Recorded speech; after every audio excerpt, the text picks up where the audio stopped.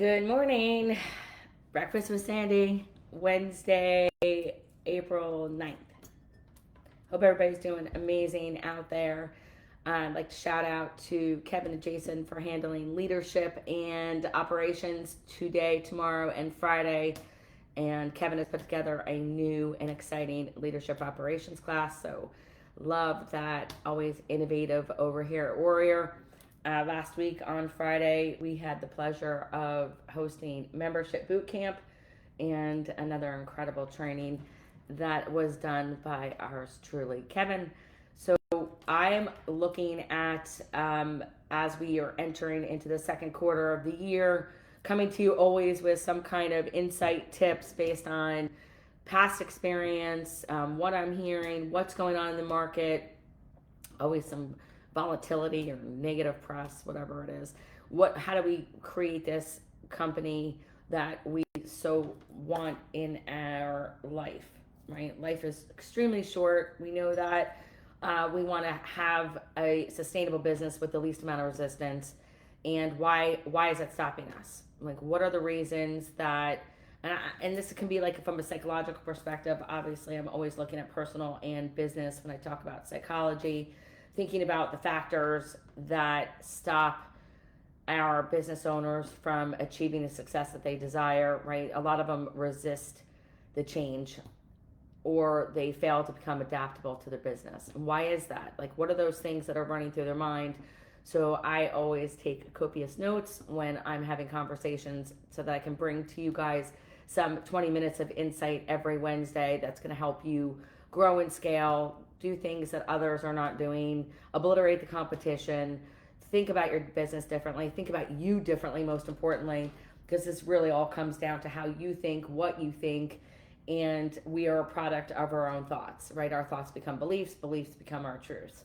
So what is a number one thing that most people stops them from changing and adapting in their business? And I'm going to say it's fear, right? Fear of the unknown. We always talk about uncertainty.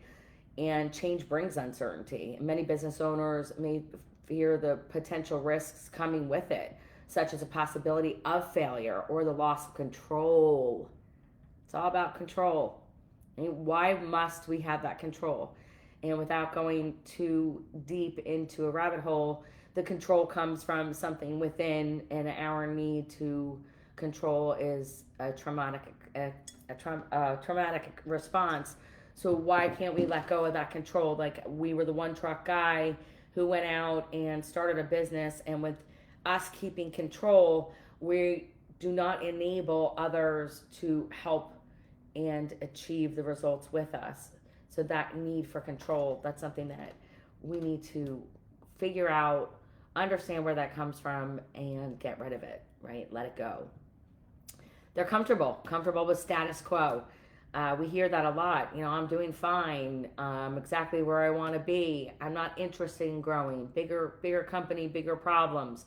If a business is operating successfully, owners may feel that the existing system that they have currently is working fine and change is unnecessary. And what does that lead to? Complacency. And complacency doesn't allow us to pivot, make choices, and think about growth, right? Growth mindset, fixed mindset. Maybe it's just sheer lack of knowledge or skills.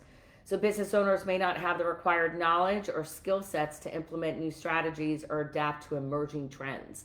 So they see it, they know it's out there, they're hearing it, they're downloading all kinds of material that they find on the internet. They say they want to change, although they don't know how to adapt to those trending changes.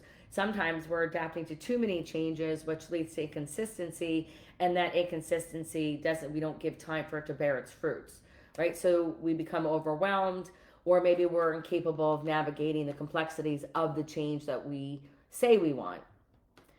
Financial concerns. Change often requires investment in new technology, training the people that are on your team, right? We brought them on to help them grow and to scale within our own business and their own journey as someone that we employ. However, spending money on them often isn't our first priority. So how do we change that? Some small business owners may be reluctant to spend that money on initiatives that are perceived risky or unnecessary. Why do I need to train my people? Well, we've got a room full of them today that have adapted to change and know that in order to get to where they want to go from where they are right now, it's necessary to train an up-level emerging leader. That's why they are in our room, learning more about operations and leadership and giving up control. Short-term focus. A lot of times we talk about 90-day plans. We talk about 1 and 3 year, 5-year goals, targets, whatever that looks like for you. Where are we going in the next couple of years? But the reality is, if we don't think short-term as well, then we're going to keep looking long-term and not take care of the little nuances that are daily tasks that need to happen in order to create the snowball effect for that scalability. Now, on the adverse side, we look at short-term focus, and this is what I talk about week after week about immediate gratification. So we want what we want now. We're unwilling to delay gratification, which leaves us focused on a short-term target, like just getting through the day, making sure we get to our calls today, looking at our job board today, right? What money came in, what's in our cash, and what's in our bank, and what is happening right now. That short-term focus and that day-to-day operational approach may not prioritize your long-term planning or what's going to create innovation within your company. And really, it becomes difficult to embrace change that may pay off in the future, but it's going to require some effort now. So are you willing to delay that gratification, instant gratification, so that we can have our long-term success based on whatever targets that we have put together? We think about fear of losing customers, clients, right? Business owners worry that change to their product line, their services, their offerings, their options, their business model can alienate existing clients. Well, Mr. Smith has been with us for 20 years. This is the way he likes things. This is how he has always done it. If we change our options or the way that we send our service experts to the home, then he may not want to do business with us anymore. That's just a little bit of a scarcity mindset. They may fear that becoming innovative, and I'm not talking about jumping on the latest trend or shiny object syndrome, but really that the changes that you'll make within your company could disrupt customer loyalty. And that's something that could be a limiting belief that we also have to eradicate. Cultural resistance. This is a big one. Cultural resistance, right? Particularly those who've been around a long time. You have long-term employees, kudos to you, because that means that you have a culture that people want to stay, but are they complacent? Are they adapting and adopting the procedures that they've learned along the way, and they're not looking forward? Are they thinking, well, today this worked, it always worked, so why do we have to change? And we fear that if we make these necessary changes to help our company move to next levels of success, that people will fall behind. But it's up to you as a true leader to help people get on board. This is where the vision comes in. How do we align our employees' vision with our own and have them understand of what they're willing to accept, learn, and affect change in the company, where it's going to get them, and how their vision is going to be able to align with yours. And that's because a lot of us as business owners do not set a solid vision. So we don't have anything to look forward to or to be able to hold on to and to train to. Past failures, big one also. Really looking at what hasn't worked. I'm not doing that again. I've tried that. It's not something that I'm comfortable going back to. Every time I try to change or hire differently or change the protocol, it didn't work. So we allow past failures to discourage, and we're hesitant to try again, really repeating past mistakes. But the past mistakes are our path to success, because if we learn the lesson from whatever that mistake was and sit down and understand where we could have gone wrong, what didn't work, what worked, we don't spend enough time looking at what has been going on in the company, and we allow the failures to consume us. I look at like overwhelm and existing workload.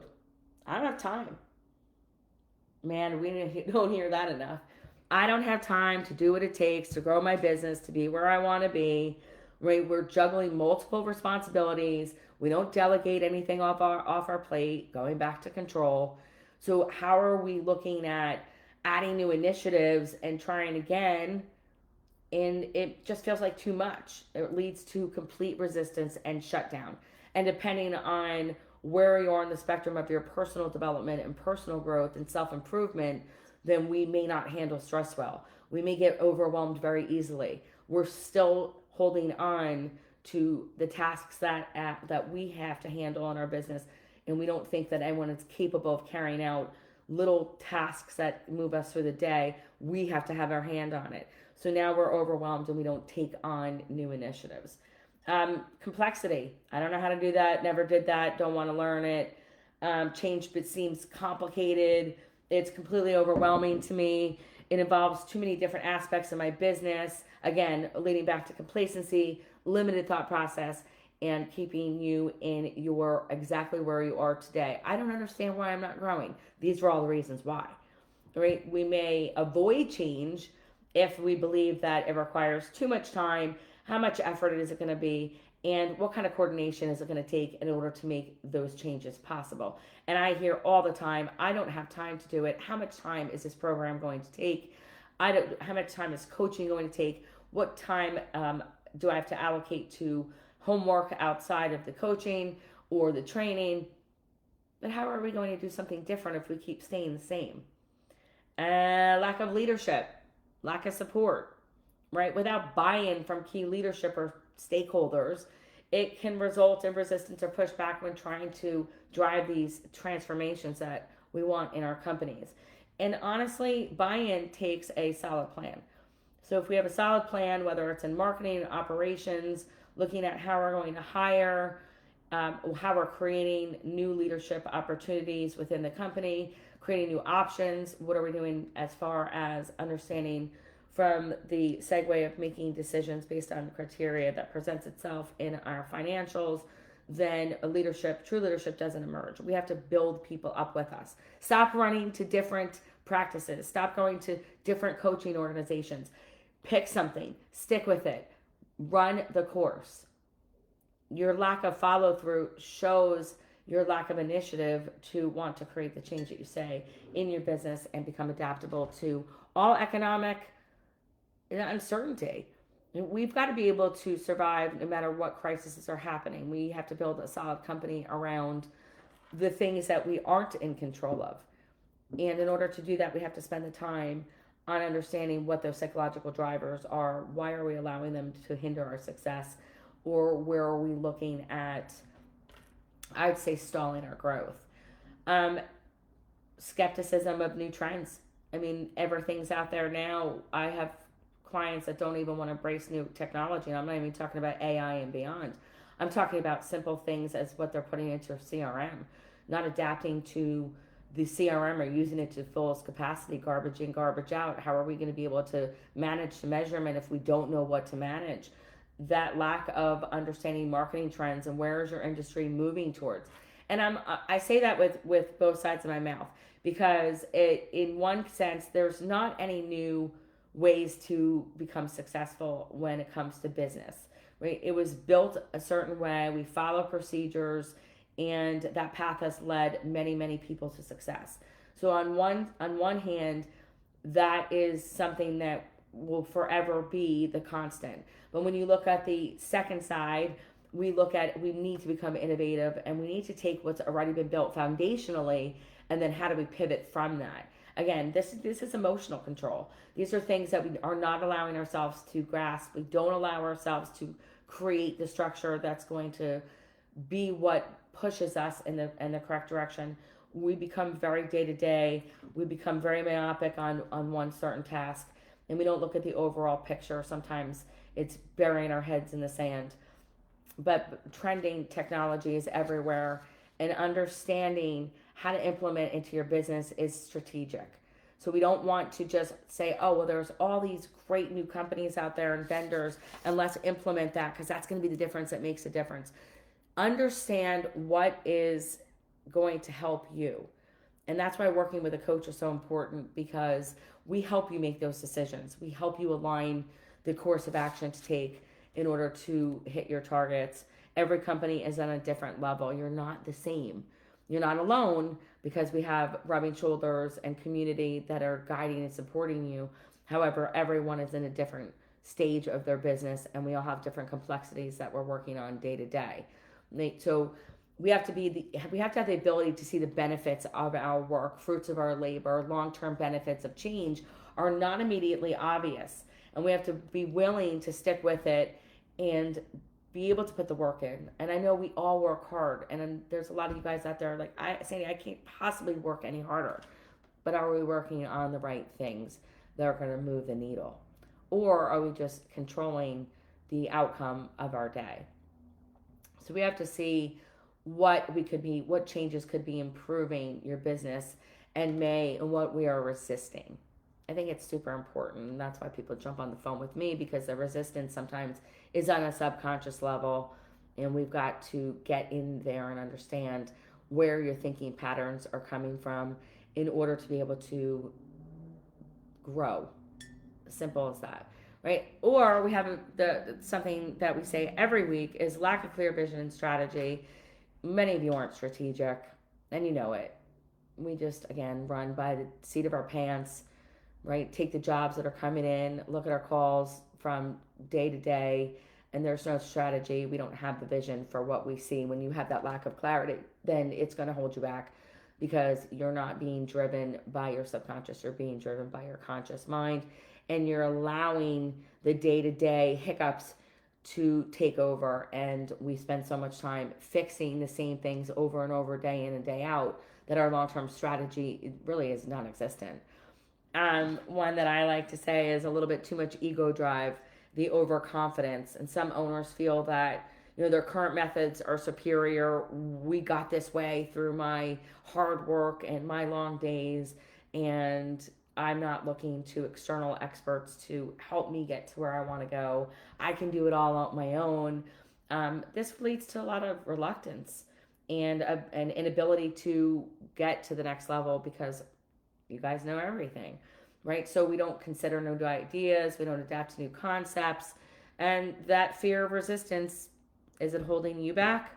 How much time have you been spending on the up and down roller coaster of, I have money in my bank, I have no cash flow, I have high AR, I can't find anyone out there, no one's calling me, SEO is not working, I don't post on social. I mean, where are you fearing change? How is that showing up in your life? And again, how we do one thing is how we do everything. Therefore, if we're seeing resistance to change in our business, are we seeing it in our personal life as well? So that is what I've got for you today. Don't fear change. Embrace it. Understand that people are doing it. They're benefiting from it. And they're learning every day. They're adapting and growing. And really, we don't want you to be a stressed out business owner. There's no benefits to being stressed. There's no benefit to being overwhelmed. There's no benefit to the thought process and limiting belief that business owners can't take a vacation, or I have to be there every day in order for my business to run well. And whatever your ultimate goals are, again, everybody's different. Let us help you and guide you and support you in that understanding of, what do we need to do to be who we want to become? If that's where you are in your journey, then obviously reach out. We are having a business intensive, our 2-day workshop that helps you to really dig down deep on where you are now, where you say that you want to be in your vision. We help you strategize, fill those gaps. May 15th and 16th, Eatontown, New Jersey. If you don't have time to work on your business, then we don't have time to strategize. Then we're probably just going to stay right where we are. So are you willing to accept that, or are we willing to move through and understand what it's going to take? What is it going to take to get the freedom, the time back in your life, and the cash flow that you desire without going to bed at night sweating about payroll?